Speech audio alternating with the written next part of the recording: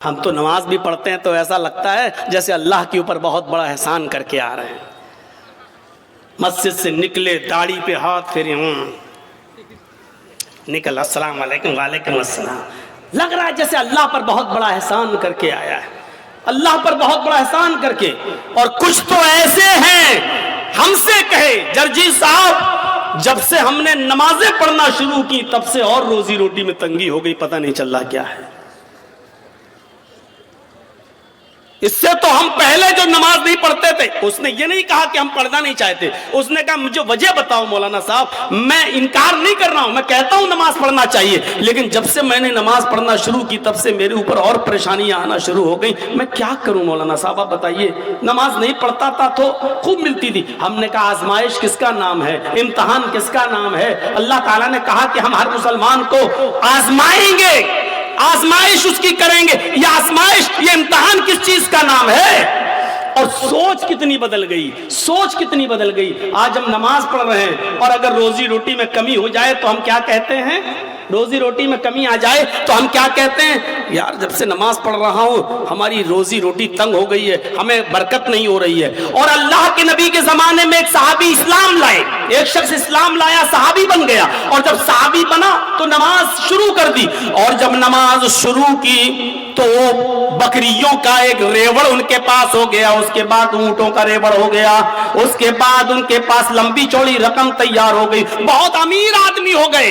وہ نماز پڑھ رہے ہیں اور دولت ان کے پاس آ رہی ہے, بھیڑیں, بکریاں, اونٹ. مالک وہ آئے اللہ کے نبی کے پاس اور کہنے لگے کہ اللہ کے رسول میں بڑا کنفیوز ہوں. جب میں اسلام نہیں لایا تھا تو میں بہت غریب تھا, اور جب میں اسلام لایا اور نماز پڑھنے لگا, جب سے میں نے نمازیں پڑھنا شروع کی میرے پاس بکریاں آنا شروع ہوئی, بھیڑیں آنا شروع ہوئی, اونٹ آنا شروع ہوئے, گھوڑے آنا شروع ہوئے, کھچر آنا شروع ہوئے, میرے پاس دولت رکنے کا نام نہیں لیتی ہے. اللہ کے نبی نے فرمایا ٹھیک ہے تمہاری عبادت کی برکت ہے, اللہ تمہیں نواز رہا ہے.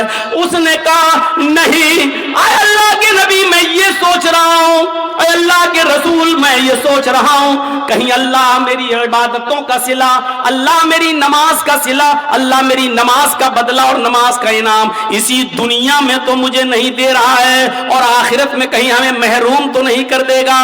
ایسا تو نہیں کہ دنیا میں مجھے سب کچھ مل جائے اور اللہ تعالیٰ آخرت میں ہمیں ہماری عبادتوں کا کوئی صلہ نہ دے. الٹی سوچ, ہماری الٹی سوچ. مولانا جب سے میں نے نمازیں پڑھنا شروع کی برکت ہی نہیں ہو رہی ہے, اور وہ کیا کہہ رہے ہیں, اے اللہ کے رسول جب سے میں نے نمازیں پڑھی دولت رکی نہیں رہی, کہیں اللہ ہمیں اسی دنیا میں تو نہیں دے رہا ہے اور آخرت میں کہیں محروم تو نہیں کر دے گا. سوچ بدلو اپنی سوچ. وَلَنَبْلُوَنَّكُمْ بِشَيْءٍ مِّنَ الْخَوْفِ وَالْجُوعِ وَنَقْصٍ مِّنَ الْأَمْوَالِ وَالْأَنفُسِ وَالثَّمَرَاتِ وَبَشِّرِ الصَّابِرِينَ.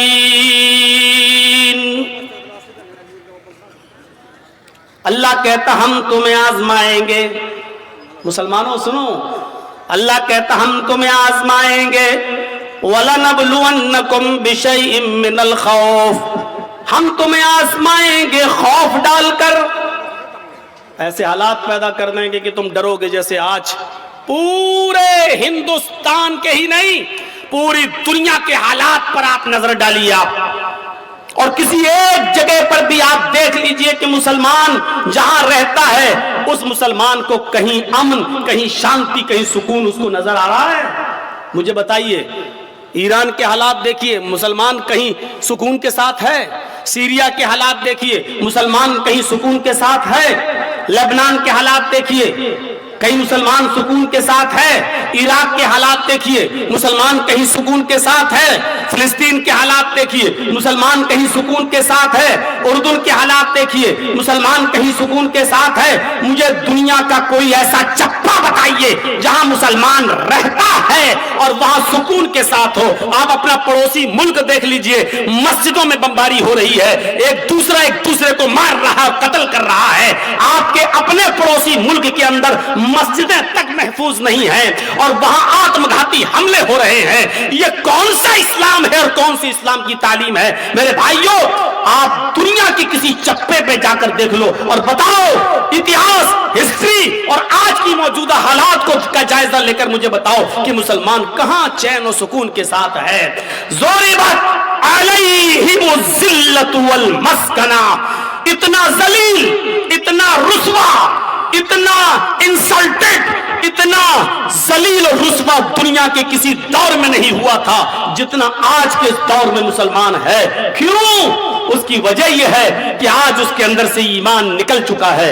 وَلَا تَهِنُوا وَلَا تَحْزَنُوا وَأَنْتُمُ الْأَعْلَوْنَ إِن كُنتُم مُؤْمِنِينَ. اللہ نے تو حکومت و سلطنت دینے کا وعدہ، عزت و سرداری دینے کا وعدہ اس شرط پہ کیا تھا کہ اگر تمہارے اندر ایمان ہوگا تو ہم تمہیں عزت دیں گے، ہم تمہیں بلندی دیں گے، ہم تمہیں باعزت بنائیں گے. میرے پیارے ساتھیوں، آج ہم جتنا ذلیل ہیں اس کی وجہ یہ ہے کہ آج ہمارے اندر اتنا ہی ایمان کمزور ہے. آج اتنا ہی ایمان کمزور ہے آج ہمارے اندر. ابھی کوئی کہہ دے کسی کا چہرہ دیکھ کر، اور میں نے یہ دوسروں کو تو چھوڑو، میں نے اپنوں کو دیکھا ہے. اپنوں سے مراد سمجھ رہے ہیں شیر شاہ برادری کو، اور بھی کھل کے کہہ دوں اہل حدیثوں کو. بس ایسے ہی، ارے باپ تمہارا چہرے پہ دیکھو بہت مایوس پریشان نظر آتے ہو. دیکھیے دھول میں لاٹھی مار رہے ہیں، حقیقت میں ہمیں کچھ نہیں معلوم. مجھے لگتا ہے کہ ضرور تمہارا کوئی رشتہ دار تمہارے ساتھ گڑبڑ کر رہا ہے، جادو ٹونا کا اثر لگ رہا ہے تمہارے اوپر. اس کے بعد وہ بس آپ کے پیچھے ہاتھ دھو کر نہیں، نہا دھو کر پڑ جائے گا. ہے مولانا صاحب آپ کو کیسے معلوم؟ بالکل صحیح بات ہے مولانا صاحب، جتنا پیسہ آتا ہے بچتا ہی نہیں ہے. ہم کماتے بہت ہیں، ایک دن میں 10,000 روپے کماتے ہیں، لیکن گھر آتے آتے ہمارا کبھی بیٹا بیمار، کبھی بیوی بیمار، کبھی یہ بیمار، کبھی وہ بیمار، ایک دم چلا جاتا ہے. مولانا برکت نہیں ہو رہی ہے. آپ نے صحیح پہچانا ہے. اب مولانا صاحب کو موقع مل گیا بکرا حلال کرنے کا. اب صحیح ہے، یہ آدمی بس میرے جال میں پھنس گیا. ایک آدمی تو باقاعدہ ایسا ملا، کہنے لگا کہ بہت اچھی بات آپ نے کہی ہے، اس کا علاج تو ہو جائے گا لیکن خرچہ بہت پڑے گا. اس بیچارے مجبور آدمی نے کہا کہ کتنا خرچہ لگے گا مولانا صاحب؟ کہ بہت زیادہ نہیں، بس دنیا میں 1,24,000 نبی آئے، ہر نبی کے نام پر 1 روپیہ دے دو، تمہاری مصیبت حل ہو جائے گی. اب سوچو کہ ہر نبی کے نام پر 1 روپیہ دے گا تو 1,24,000، یعنی مولوی صاحب کی ڈیمانڈ یہ ہے کہ 1,24,000 روپے ہم کو دے دو، تمہاری مصیبت دور ہو جائے گی. اور اس کو کم آنکنے کا انداز دیکھو، ہر نبی کے نام پر 1 روپیہ. ارے ایک نبی کے نام پر 1 ہی روپیہ تو مانگ رہے ہیں. اس سے پوچھو کہ ایمان تو تیرا محمد الرسول اللہ پر ہے، اقرار ہے کہ اللہ نے اور بھی نبی بھیجے ہیں، ایمان تو محمد رسول اللہ پر ہے، اور اس بات پر بھی ایمان ہے کہ اگر وہ سارے کے سارے نبی کے دور میں، کسی بھی پیغمبر کے دور میں اگر محمد رسول اللہ آ جاتے تو اس نبی کو بھی محمد پر ایمان لانا پڑتا، اس رسول کو بھی محمد رسول اللہ پر ایمان لانا پڑتا. جب اس رسول کی رسالت محمد رسول اللہ کے آ جانے کے بعد کالعدم ہے، منسوخ ہے، تو پھر اس کے نام پر تو پیسہ کیسے مانگ سکتا ہے؟ اس کے نام پر تو روپیہ کیسے مانگ سکتا ہے؟ اس کے نام پر تو پیسہ کی ڈیمانڈ کیسے کر سکتا ہے؟ یہ کوئی سوال اگر کر دے گا تو کہہ دیں گے وہابی ہو تم، ہٹ تم یہاں سے. یہ اتنی عقل تو وہابیوں کے پاس ہوتی، تمہارے پاس کہاں سے آ گئی؟ میرے ساتھیوں، اللہ نے کہا یا ایھا الذین وَلَنَبْلُوَنَّكُمْ بِشَيْءٍ مِّنَ الْخَوْفِ، ہم خوف ڈال کر بھی تمہیں آزمائیں گے. یہ خوف نہیں ہے تو اور کیا ہے؟ آج کے حالات پر ذرا نظر ڈالیے. خوف ڈال کر بھی ہم تمہیں آزمائیں گے. والجوع، ایسے حالات پیدا کر دیں گے کہ تم بھوکے رہنے پر مجبور ہو جاؤ گے. کاروبار فیل، صبح کھا لیا تو شام کو بھوکے، شام کو کھا لیا تو صبح بھوکے. بھوک سے تم تڑپنے لگو گے، ہم تمہیں بھوکا رکھ کر بھی آزمائیں گے. وَنَقْصٍ مِّنَ الْأَمْوَالِ، تمہارے مالوں میں نقصان کر کے بھی ہم تمہیں آزمائیں گے. وَالْأَنفُسِ، تمہاری جانیں لے کر بھی ہم تمہیں آزمائیں گے. دیکھیے کیسی کیٹاگری بیان کی اللہ نے. خوف ڈال کر بھی آزمائیں گے, بھوکا مار کر, بھوکا رکھ کر بھی آزمائیں گے, تمہارے مالوں میں نقصان پہنچا کر بھی تمہیں آزمائیں گے, تمہاری جانیں لے کر بھی آزمائیں گے, والثمرات, تمہارے پھل فروٹ, کھیتیاں باڑیاں, کھیت اور سبزیاں برباد کر کے بھی ہم تمہیں آزمائیں گے. یعنی تمہارے کھیتوں میں نقصان کر کے جس کی تم پیداوار کرتے ہو, مکئی, چاول, دھان, بھٹا, جن چیزوں کو تم زمین میں اگاتے ہو, زمین سے پیدا کرتے ہو, پھل فروٹ سبزی کی شکل میں, اناج کی شکل میں, ہم اس کو بھی برباد کر کے ہم تمہیں آزمائیں گے. ان تمام شکلوں میں ہم تمہارا ایگزام لیں گے, ہم تمہارا امتحان لیں گے. وَبَشِّرِ الصَّابِرِينَ, اے محمد صلی اللہ علیہ وسلم, میرے جو بندے ان تمام چیزوں میں صبر کر لیں اور اللہ کے علاوہ کسی اور کا دامن نہ تھامیں, اللہ کے علاوہ کسی اور کا دامن نہ پکڑیں, اللہ کہتا ہے وَبَشِّرِ الصَّابِرِينَ, ایسے لوگوں کو جنت کی بشارت دے دو, ایسے لوگوں کو جنت کی خوشخبری سنا دو. ان لوگوں کے لیے جنت ہے. ہم مسلمان بنے پھر رہے ہیں, خوف برداشت نہیں کر سکتے ہیں, مالوں میں نقصان ہو جائے تو اللہ کو دوش دینے لگتے, میں نے کیا بگاڑا ہے. کافروں کو ملے حور و قصور اور مسلمان کو فقط وعدے حور. دنیا میں ساری نعمتیں بے نمازیوں, بے روزگاروں کے پاس موجود ہیں اور ہمیں کچھ نہیں مل رہا ہے, ہم عبادت کر رہے ہیں تو اور زیادہ پریشانی. آپ اللہ سے شکایتیں کرنے لگتے ہیں. میرے بھائیوں, یہ سب سے بڑی جہالت ہے ہماری, یہ سب سے بڑی جہالت ہے ہماری. ہمیں پکا اور سچا مسلمان بننا ہے. ہمیں یہ دیکھنا ہے کہ ہم اللہ کی عبادت کے ساتھ ساتھ اس کی مخلوق کا کتنا حق ادا کر رہے ہیں.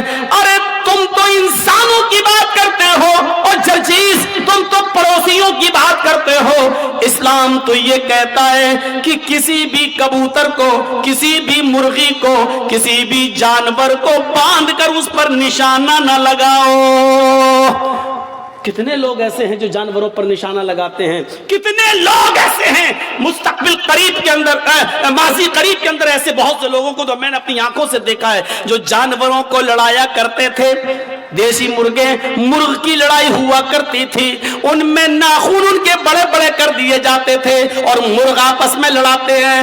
جب تک وہ خون کھچر نہ ہو جائے اور ایک مرغا جب تک بھاگ نہ جائے تب تک ہار جیت کا فیصلہ نہیں ہوتا. پتہ نہیں اب یہ ہوتا ہے کہ نہیں ہوتا ہے.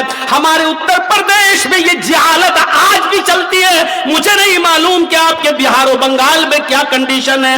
میرے پیارے ساتھیوں, اسلام اس لڑائی کو, جانوروں کی اور پرندوں کی اس لڑائی کو بھی حرام قرار دیتا ہے اور مرغ کو لڑا کر زخمی کرنے والوں کو بھی مجرم قرار دیتا ہے. میرے پیارے ساتھیوں, اسلام تو وہ پیارا مذہب ہے کہ ایک عورت نے ایک بلی کو پکڑ لیا اور بلی کو پکڑنے کے بعد باندھ دیا اور 3 دن اس کو بھوکا اور پیاسا رکھا یہاں تک کہ وہ مر گئی. نہ چھوڑتی تھی کہ وہ شکار کر کے اپنا غذا حاصل کر لے, اپنا رزق حاصل کر لے, نہ خود اس کو کھانا دیتی تھی. بلی بھوکی پیاسی مر گئی. وہ نمازی تھی, سنو, ہاں غور کرو حدیث کے الفاظ پر, وہ نمازی تھی, وہ روزے دار تھی, وہ اللہ کی عبادت بھی کیا کرتی تھی, اللہ کو مانا بھی کرتی تھی, لیکن اس نے اللہ کی ایک مخلوق بلی کو باندھ دیا, اس کو بھوکا رکھا اور پیاسا رکھا اور اس بلی کو بھوک اور پیاس کی شدت سے مار ڈالا. لیکن جب یہ عورت مری تو اللہ تعالیٰ نے اس کی نمازوں کے بدلے اس کو جنت نہیں دی, اس کے روزوں کے بدلے اس کو جنت نہیں دی, اس کی زکات اور خیرات کے بدلے اس کو جنت نہیں دی. اللہ کے نبی فرماتے ہیں اللہ رب العالمین نے اس عورت کو جہنم کے اندر داخل کر دیا اس لیے کہ اس نے بلی کو بھوکا اور پیاسا رکھا تھا اور مار دیا. نماز پڑھ لینے کا نام اسلام نہیں ہے, روزہ رکھ لینے کا نام اسلام نہیں ہے. عبادت ہے, ٹھیک ہے, لیکن اسلام یہ ہے کہ تم اللہ کی مخلوق کے ساتھ بھی رحم کرو. اللہ کی مخلوق, اللہ کی سرشٹی کے ساتھ بھی تمہیں رحم کا برتاؤ کرنا ہے. یہ عورت بلی کو باندھ کے رکھی تھی, جب مری بلی تو مر گئی بھوکی پیاسی, لیکن نماز اور روزہ رکھنے کے باوجود جنت کی مستحق نہیں ہوئی. اور بخاری پڑھیے, ایک عورت ایسی بھی تھی جو بدچلن تھی. اب بدچلن کا خلاصہ نہیں کروں گا, آپ سمجھ جائیے کہ بدچلن کس کو کہتے ہیں. بس دوسرے لفظوں میں کہہ دوں کہ وہ طوائف تھی, کیونکہ حدیث میں فاحشہ کا لفظ موجود ہے, یعنی جسم فروش تھی, پیسہ لیتی تھی اور اپنا جسم بیچتی تھی, بدچلن تھی, زانیہ تھی, بدکار عورت تھی. اس نے ایک جنگل میں ایک کتے کو دیکھا جو گیلی زمین کے پاس بیٹھ کر اپنی زبان سے گیلی زمین کو چاٹ رہا ہے. گویا کہ وہ پیاسا ہے اور اس گیلی زمین سے کچھ پانی لینا چاہتا ہے, لیکن گیلی زمین سے پانی نہیں مل رہا ہے. حدیث کے الفاظ ہیں, اس عورت کو اس کتے پر رحم آ گیا, اس نے اپنا موزہ اتارا. ایک روایت میں آتا ہے اس نے اپنی اوڑھنی, اپنا دوپٹہ اتارا, اس نے اس دوپٹے کو کنویں میں ڈالا. ایک حدیث میں آتا ہے کہ اس نے اپنا موزہ, چمڑے کا موزہ چلتا تھا, وہ چمڑے کا موزہ اتارا, اپنی اوڑھنی میں باندھا اور اس اوڑھنی کو چمڑے کے موزے کے ساتھ جب کنویں میں ڈالا تو کنویں کا پانی اس موزے میں, اس چمڑے کے ساکس میں آ گیا. پورا موزہ اس نے پانی سے بھر لیا اور وہ کتے کے پاس آئی اور اس نے پانی اس کتے کے منہ کے پاس الٹ دیا. کتے نے اپنی زبان سے چاٹ چاٹ کر وہ پانی پی لیا. اس وقت تک وہ اس کو پانی پلاتی رہی جب تک کہ وہ کتا پیاس کی شدت سے اس کی پیاس بجھ نہیں گئی, وہ سیراب نہ ہو گیا اور اپنے آپ دم ہلا کر جانے لگا. غور کرو اے مسلمانوں, یہ عورت بدچلن تھی, یہ عورت زانیہ تھی, یہ عورت جسم فروش تھی, اس نے نمازیں نہ پڑھی تھی, روزہ نہیں رکھا تھا, لیکن ایک کتے کو پانی پلایا. وہ رحمان اور رحیم کی رحمت ایسی جوش میں آئی, اس رب العالمین کی رحمت ایسی جوش میں آئی کہ جب یہ عورت مری تو اللہ کو اس کی یہ نیکی پسند آئی اور اللہ نے اس عورت کو جنت کے اندر داخل کر دیا. اسلام یہ بتاتا ہے کہ اللہ اپنا حق معاف کر سکتا ہے, لیکن مخلوق کا حق مارو گے تو اللہ معاف نہیں کرے گا. نمازوں میں سستی ہوگی, اللہ معاف کر سکتا ہے, روزے میں سستی ہوگی, اللہ معاف کر سکتا ہے, لیکن اگر آپ نے کسی کا حق مارا ہے تو اللہ معاف نہیں کرے گا جب تک کہ آپ کا وہ بھائی آپ کو معاف نہ کر دے. کتنے لوگ بیٹھے یہاں پر, کتنے یتیموں کا حق مارے بیٹھے ہوں گے, کتنا اپنے بھائیوں کا حق مارے بیٹھے ہوں گے, اور ان سب کے حق نہیں بھی مارے ہوں گے تو اپنی بیٹیوں کا اور اپنی بہنوں کا حق تو مارے ہی ہوں گے. کتنے لوگ ہیں جو یہ کہہ کے جاتے ہیں کہ میرے مرنے کے بعد میرے بیٹوں کے ساتھ ساتھ میری بیٹی کو بھی ہماری وراثت میں سے قرآن و حدیث کے مطابق حصہ دے دینا.